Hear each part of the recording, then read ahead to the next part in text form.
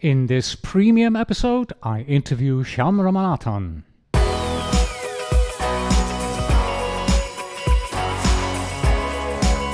Hello and welcome back to the Project Management Podcast at pm-podcast.com. This is the preview of our premium episode number 534, and I'm Cornelius Fichtner. Thank you for stopping by. This episode is another interview from the Prepcast Leadership Academy series, reserved for our premium subscribers, designed to help you elevate your leadership abilities to advance your career in project management. Visit pm-podcast.com/academy for the complete series, or become a premium subscriber by going to either pm-podcast.com/apple or pm-podcast.com/supercast and be one of those who get exclusive access to one of these interviews every month. Shyam Ramanathan is a 20-year IT veteran, prolific PM blogger, and author of the Maximize Potential blog, whose 400-plus posts turn boardroom lessons into vivid sports stories. He leans on tennis, cricket, and American football metaphors to make leadership memorable. For Shyam, effective leaders do three things: paint a clear vision, inspire action, and then live the standards they set. In our talk, he shows how to apply that playbook, adopt practical optimism to steer teams through crises, translate Roger Federer's quick rebounds and Rahul Dravid's graceful defeats into risk recovery tactics, and echo Vince Lombardi's mantra of getting brilliant on the basics when building mixed ability project teams. We dig into candor, ethics, and how to keep ambition from tipping into greed, explore ways to earn cross-cultural trust, and finish with his challenge to craft a personal mission statement that powers continuous growth. The result is a fast-moving, sports-infused blueprint for turning setbacks into momentum, elevating people around you, and leaving a legacy that lasts long after project closeout. Here is how to watch the interview.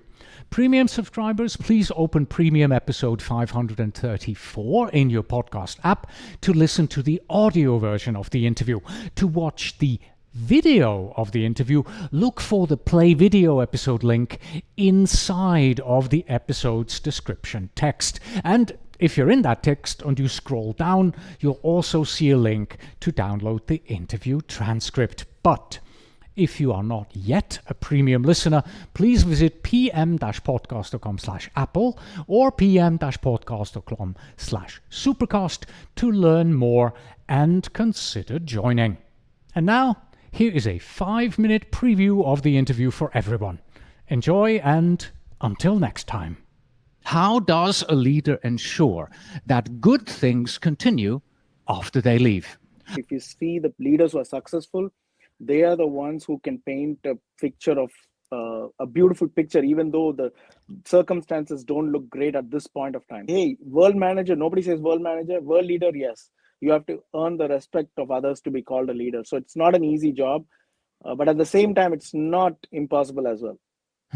And the third is, like Jim Collins said, select the right people and then put them in the right seats, then drive the bus. I think if you are not clear on what the project is about, even if you get the right people, you may not be heading them in the right direction, right? So direction is very important for a leader. Preparation is the key for a project leader. So you learn more from a loss than just from a victory. So what I learned from him is sports is also about character. It's not just about winning. Even when you lose, he does it gracefully.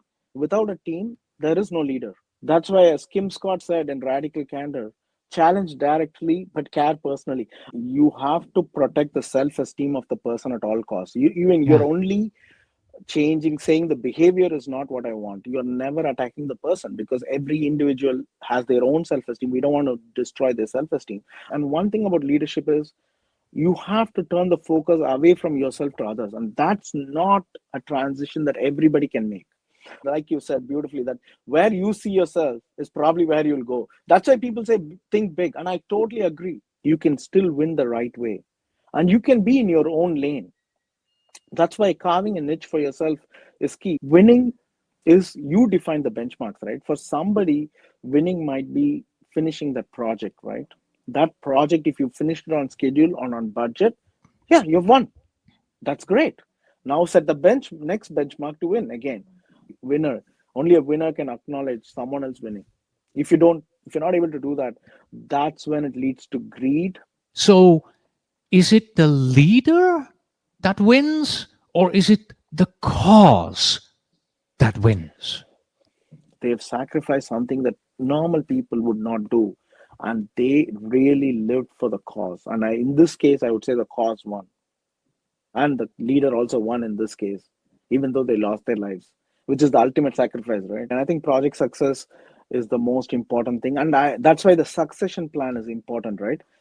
Especially during these times, as a leader, if this cause wins even in your absence, you've truly achieved great leadership, in my opinion. When your when your greed exceeds your ambition, that is when you slip in trouble.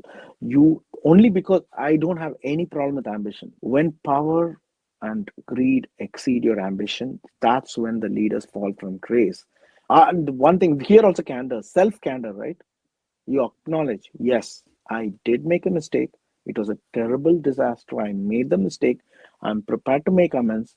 And here is where I do. You can make the rest of the life the best of your life. You are not, you shouldn't even be allowed on the playing field if you don't have ethics. He said you shouldn't even be allowed on the playing field if you don't have ethics in your bone. Absolutely. Leading by example can also mean that when you go wrong, you accept it. That's also leading by example. You say, hey, you know what? I made the decision and I don't think it went right. So I'm going to change the decision. I own it. That's also leading by example. You may not always succeed, right?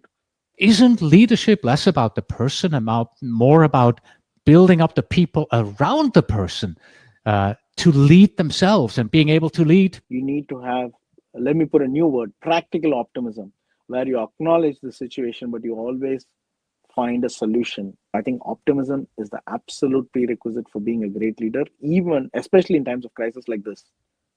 And unforeseen circumstances happen. You want to be a practical optimist, you have to be good at what you're doing currently. The second thing I would also like to say is leadership is not for everyone. Some people don't want to step up, they want to stay where they are. You have to eliminate the fear of public speaking. In the sense, you have to keep on trying. You have to want to be in the action for being a leader. But the second thing is you have to really like people to be in leadership.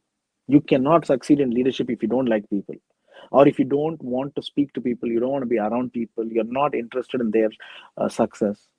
Forget it. Even in our personal life, we need to be good at project management. I need to change, I need to learn, I need to improve.